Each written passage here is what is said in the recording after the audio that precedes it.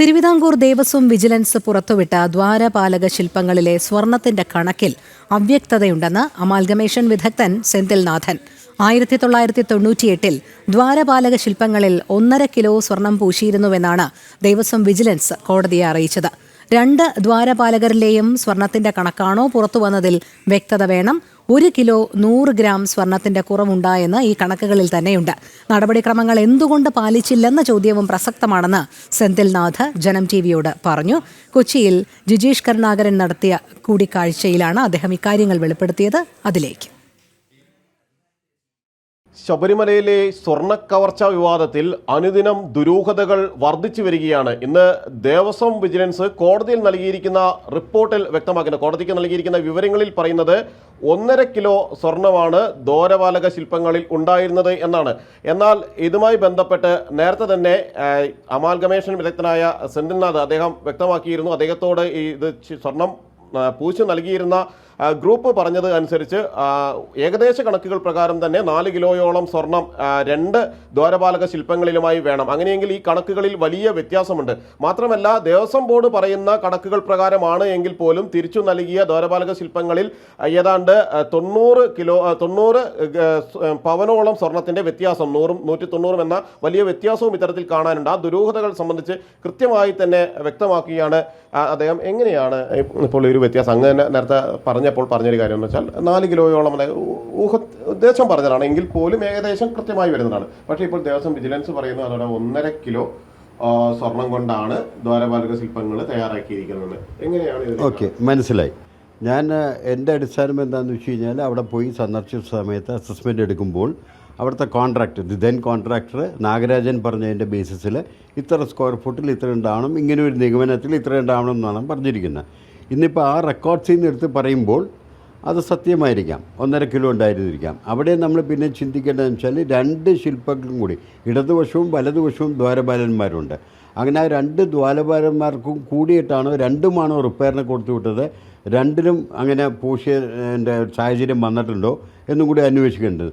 ഒരെണ്ണം മാത്രമാണ് എന്നുണ്ടെങ്കിലും 2എണ്ണത്തിനും കൂടിയിട്ടാണ്, 2നും അതിൽ നമുക്ക് തെറ്റ് കണ്ടുപിടിക്കാൻ പറ്റുന്നതാണ്. തിരിച്ചുകൊണ്ട് 390 ഗ്രാമോളെന്ന് പറയുമ്പോൾ വീണ്ടും 100 എവിടെ പോയി എന്നുള്ള ചോദ്യം അവിടെ നിലനിൽക്കുകയാണ്. ഉത്തരം 1 കിലോ 100 ഗ്രാം 1 കിലോ 100 ഗ്രാം വന്നിട്ട് എവിടെ പോയി എന്നുള്ള ചോദ്യം അവിടെ നിലനിൽക്കുന്നുണ്ട്.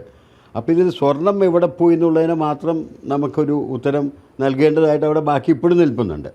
അതെ, കൂടുതലായിട്ട് എന്തെങ്കിലും നാഗരാജ് അദ്ദേഹം അന്ന് സംസാരിച്ചപ്പോൾ ഈ നാഗരാജൻ പറഞ്ഞിരുന്നോ മറ്റെന്തെങ്കിലും കണക്കുകളെ സംബന്ധിച്ച് ഇത്രയാണ് സ്വർണത്തിൻ്റെ അളവ് എന്തെങ്കിലും അങ്ങനെ എന്തെങ്കിലും സൂചിപ്പിച്ചു? അത് ജനറലായിട്ട് പറഞ്ഞ് ഞാൻ ചെയ്യുന്ന പ്രൊസീജിയർ വെച്ചിട്ടാണ് ഇത് വെരിഫൈ ചെയ്യുന്നത്. നിങ്ങൾ ഇതേപോലെ എംറ്റി ബുക്ക് തൂക്കിയിട്ടുണ്ടായിരുന്നോ, അതിനുശേഷം നിങ്ങൾ സ്വർണം വെച്ചിട്ട് തൂക്കിയിട്ടുണ്ടായിരുന്നോ, അതേപോലെ തന്നെ ഇത് പതിക്കുന്ന സമയത്ത് ഓഫീസേഴ്സ് ആരെങ്കിലും അവിടെ ഉണ്ടായിരുന്നു. ഇന്ന് ജനറൽ ക്വസ്റ്റ്യൻ നമ്മൾ ചോദിക്കുമല്ലോ, ഇതെങ്ങനെയാണ് ലേ ചെയ്യുന്ന പ്രോസസ്സ്, മെർക്കുറിയാണോ, അതെല്ലാം വെച്ച് നോക്കുമ്പോഴേക്ക് അവിടെ ഓഫീസേഴ്സ് ഉണ്ടായിരുന്നു എന്നും രേഖപ്പെടുത്തിയായിട്ടും ഓരോ പീസസ് കഴിയുമ്പോഴൊന്നും അവർ തൂക്കിയെടുക്കാറുണ്ട്, തൂക്കി വയ്ക്കാറുണ്ട്, രജിസ്റ്റർ പതിക്കാറുണ്ട് എന്നുള്ള പറഞ്ഞിട്ടുണ്ട്.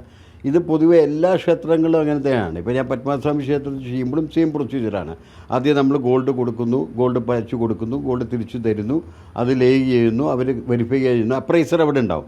എന്ന് പറഞ്ഞാൽ ശബരിമലയിലും ഒരു അപ്രൈസർ ഉണ്ടായി കാണണം, നിഗമനത്തിന് ഞാൻ പറയുകയാണ്. അപ്പോൾ അപ്രൈസറും സർട്ടിഫിക്കേഷൻ കൊടുക്കാൻ ബാധ്യസ്ഥരാണ്. അപ്പോൾ അങ്ങനെ കൊടുത്തു വന്നിട്ടുണ്ടെങ്കിൽ ആ രജിസ്റ്ററിൽ ഉറപ്പായിട്ട് കാണണം. എന്താണെങ്കിലും എന്ത് രജിസ്റ്ററിലുണ്ടോ അതും തിരിച്ചു കൊണ്ടുവന്നതും തുല്യമാണോ നോക്കിക്കഴിഞ്ഞാൽ ഇവിടുത്തെ പ്രശ്നങ്ങൾ കഴിഞ്ഞു. തുല്യമല്ലെങ്കിൽ അവർ ഈ ചോദ്യത്തിന് ഉത്തരം പറയേണ്ടതാണ്. നമ്മൾ ഇതിൻ്റെ എക്സ്പെർട്ട് എന്നുള്ള രീതിക്കും പറയാം, അല്ലെങ്കിൽ ഒരു ഭക്തൻ എന്ന രീതി കൂടി ചോദിച്ചു കഴിഞ്ഞാലും, ഒരു തേർഡ് പേഴ്സൺ എന്നുള്ള രീതി ചോദിച്ചു കഴിഞ്ഞാലും ഈ ഉത്തരത്തിന് ഉത്തരം കിട്ടേണ്ടതാണ്, ഈ ചോദ്യത്തിന് ഉത്തരം കിട്ടേണ്ട ഒരു സംഭവമാണ്. സാധാരണ ഇതൊക്കെ ഏൽപ്പിക്കുമ്പം അതിന് രേഖപ്പെടുത്തും അല്ലേ കൃത്യമായി? തീർച്ചയായിട്ടും ശരിക്കും പറയാൻ പോയി കഴിഞ്ഞാൽ പുറത്ത് കൊണ്ടുപോകാൻ പാടില്ല എന്നുള്ളതാണ്. അപ്പോൾ എന്തിനെ പുറത്ത് കൊണ്ടുപോയി എന്നുള്ളൊരു സാഹചര്യം അവിടെ വരുന്നുണ്ട്. എല്ലാ സംഭവവും നമ്മൾ അവിടെ വെച്ച് ചെയ്യുമ്പോഴേക്കും അന്ന് അങ്ങനെയാണെന്നുണ്ടെങ്കിൽ അന്നും അവിടെ വെച്ച് ചെയ്ത് കൊണ്ടുവരാമായിരുന്നല്ലോ, ഇവിടെ പ്രസൻസിൽ ചെയ്യേണ്ട ആവശ്യമില്ലോ. അപ്പോൾ ഇപ്പോൾ മാത്രം എന്തിനങ്ങനെ കൊണ്ടുപോയി എന്നുള്ളൊരു ചോദ്യം ഞാൻ ചോദിച്ചില്ലെങ്കിൽ ഒരു മൂന്നാമതൊരു മെസ്സേജ് ചോദിക്കും. നാച്ചുറലായിട്ട് ചോദിക്കേണ്ട ഒരു ചോദ്യമാണ്. പിന്നെ ഒരു പ്രൊസീജിയർ ഇപ്പോൾ എന്തുകൊണ്ട് ആ പ്രൊസീജിയർ മറികടന്ന് കൊണ്ടുപോയി എന്നുള്ളത്, ആ ചോദ്യങ്ങളെ ഇവിടെ വന്നിട്ടുള്ളൂ. വേറെ ആരും പ്രത്യേകിച്ച് ഒരു ചോദ്യം ചോദിച്ചിട്ടില്ല ഇവിടെ.